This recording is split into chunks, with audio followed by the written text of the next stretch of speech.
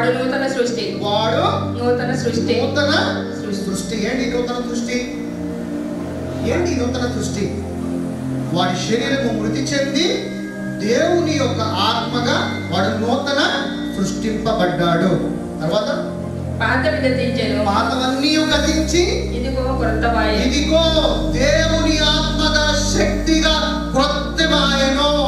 సమస్తమును దేవుని వలనైనవి. చాలా దేవుని ఇక్కడ అన్నీ కూడా క్రొత్తగా అయినాయి అంట. ఈరోజు నువ్వు క్రొత్తగా అయ్యావా? నీ శరీరంలో ఉన్న పాపములు అన్ని క్షమింపబడ్డాయి. నీ శరీరం ఇక్కడ తీసేసే క్రొత్తమైన నీవు దేవుని యొక్క ఆత్మగా ఈ రోజున ఉన్నావా?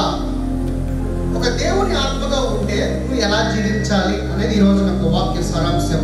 ఎందుకంటే శరీరానికి రోగము నీ ఆత్మకి కాదు, నీ స్పిరిట్కి కాదు.